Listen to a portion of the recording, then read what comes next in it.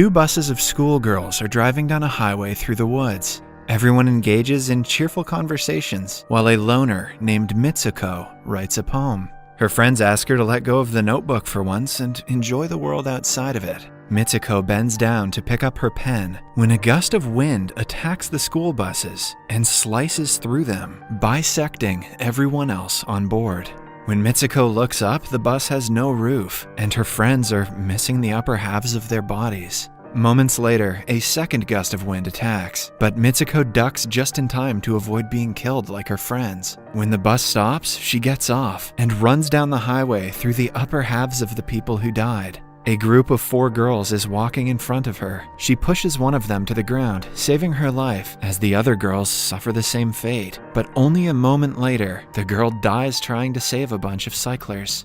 Being left alone again, Mitsuko runs as far as she can and reaches a river. Several dead bodies of schoolgirls have been washed up on the bank. She cleans her face and changes into a clean uniform before wandering around the highway again. After hours and hours of walking aimlessly, she reaches an all-girls school. Strangely enough, the uniform she changed into matches the uniform of the school. The girls seem to recognize her. Mitsuko doesn't ask them anything or tell them about the mass killing that happened earlier. She is too stunned to react. Suddenly, her girlfriend Aki approaches her. They have not seen each other for some time, but Aki claims that they have always been going to the same school. When a gust of wind hits them, Mitsuko panics and falls to the ground, but the wind does no harm this time. Aki picks her up and walks her to school. Mitsuko is beyond confused, but she rationalizes the events of the morning as a lucid dream. She believes Aki when she says that they have always gone to this particular school. When alone in a classroom, Mitsuko tells Aki about the wind that killed all of her school friends and starts to hyperventilate. To help her, Aki brings her to the window, showing her that the wind is absolutely safe. Mitsuko reaches her hand out and calms down after feeling it.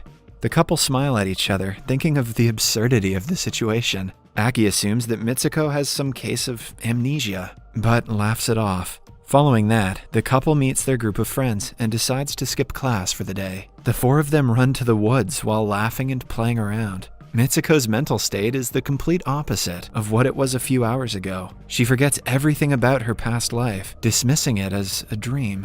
The group stops to catch a breath upon reaching a riverbank. Aki and Mitsuko look at each other and fall deeper in love. Mitsuko then tells the other girls about her dream. One of them thinks she must have entered a parallel universe sometime this morning, but the others assume she is only bluffing. Then, they notice a mattress on the ground nearby and use the pillow to fight playfully. As the feathers fly all around, the girls look at each other in admiration. Mitsuko notices a lesbian couple standing nearby, watching them with a smile. The mattress and pillows must have belonged to them, but they disappear before Mitsuko can inquire. A girl comments that if they want their reality to change, they must do something unexpected and out of the ordinary. She follows by flashing her underwear to them as the girls laugh. Her words seem to be of high importance to Mitsuko, as she thinks about them deeply.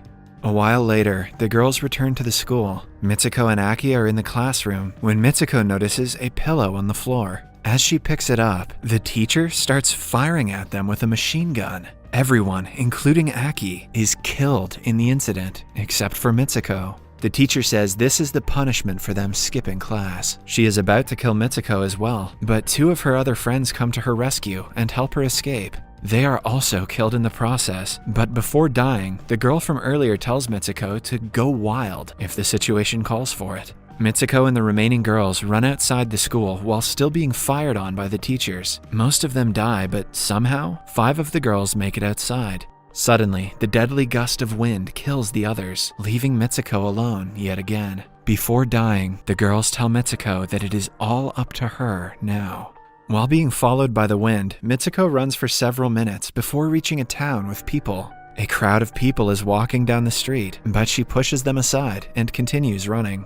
She only stops upon reaching a police station and meeting a lady officer. The officer initially thinks Mitsuko is a maniac because she refuses to speak and only points in a direction. But suddenly, the cop calls her Keiko. When Mitsuko looks into a mirror, she is shocked to see that she has turned into an entirely different person. The cop turns out to be Keiko's friend, Tomoko, who is excited about Keiko's wedding, happening in a few hours. Keiko, who was a different person only seconds ago, is confused out of her mind. She cannot think straight and allows Tomoko to do whatever she wants. They get into a car to the chapel where she is getting married. The morning has been a roller coaster ride for her, but it only gets wilder when a bunch of women follow their car as if Keiko is a celebrity. They all express how excited they are about the wedding. At the chapel, many other women surround and welcome her. Upon reaching the changing room, she is shocked to see Aki getting ready for the wedding. She can almost not believe her eyes as her mind goes blank. She tries asking her what is going on, but Aki secretly whispers to her to keep quiet for a while.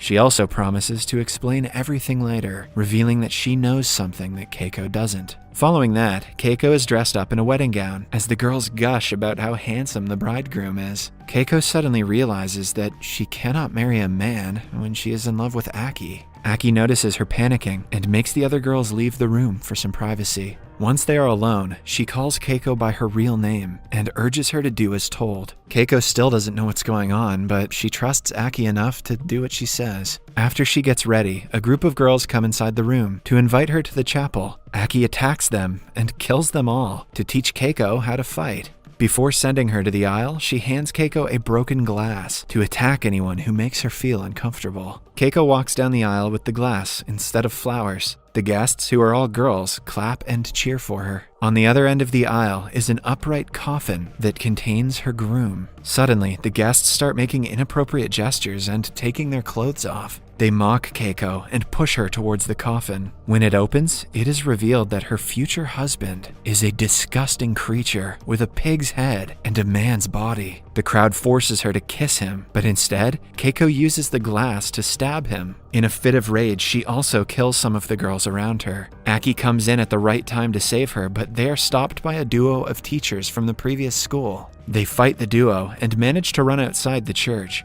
Aki gets busy distracting the teachers while Keiko continues running until she is stopped by a girl in a tracksuit. The girl calls her Izumi and invites her to a marathon. Keiko gets a look at her face in the mirror and is surprised to see that she is yet again transformed into someone else. She is now Izumi, a star marathon runner who everyone is fond of. A massive crowd cheers for her as she runs alongside her friends. Her friends reveal that she has always been a good runner ever since middle school. Izumi has no clue what they are talking about, but by now she doesn't even want to know the answers. Soon she starts to enjoy herself and sees that her friends from school are running alongside her. But then, the pig groom and the teachers start to chase her behind. The girls ask Izumi to be brave because she is the only one who can escape this world. Izumi runs faster than ever and eventually reaches a cave. A schoolgirl finds her and brings her to a group of several girls like her who stand creepily with their hair covering their faces. The girl then tries to kill Izumi, claiming that if she doesn't die, everyone else will. Aki arrives just in time to save her girlfriend. She then asks Izumi to repeat the words, "I am Mitsuko."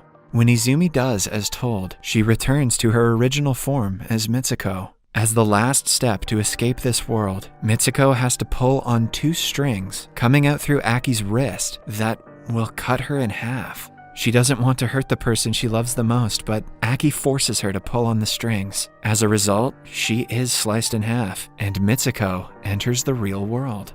She ends up in a restaurant where the first male characters in the movie are seen. On walking further in, she sees a bunch of perverted men looking at a poster of her, Izumi, and Keiko. It turns out that she is in a lewd city called Men's World, filled with only men who enjoy a violent 3D survival video game called Tag. The only controllable characters in the game are Mitsuko, Izumi, and Keiko, all 3 of them being her. A man recognizes Mitsuko and tells her that she is in the future. Mitsuko passes out and awakens in a cave-like place where all the characters of the game are showcased like mannequins. While wandering around, she comes across an old man playing a game on his TV. He reveals that she is 150 years ahead in the future. When she was in high school a long time ago, she was a person that he admired. After she died, he took her and her friend's DNA and made clones of them for his 3D game for men's entertainment. A younger version of the old man appears and gets naked, asking her to come to bed with him. The old man discloses that the final stage of the game is the fulfillment of his deepest wish, to get intimate with her. The man is about to touch her when she remembers the words of her friend, who asked her to do something out of the ordinary to get out of the illusion she is in. Mitsuko takes the advice and attacks the man, screaming at him to stop playing with girls like toys. She rips one of the pillows and the white feathers turn red from her anger. At last, she snatches the old man's cane and commits the unthinkable, to his shock, since her death was never a part of the game. In the final scene, Mitsuko awakens alone in a field of white snow. She registers that it is all over now, meaning that she will never have to be trapped in the game again. Although the movie seems bizarre and meaningless half of the time, it is a metaphor for Mitsuko's homosexuality and the struggle she faces as a woman in Japan. Each of the 3 different girls represents a female struggling with different but interrelated problems. Mitsuko is a high school girl who is in love with another girl. The scene where they see the mattress in the middle of the woods depicts how gay women are stranded by society. Similarly, Keiko is a woman who is forced to marry a man she doesn't love. Hence, she sees him as a disgusting pig who only wants one thing from her.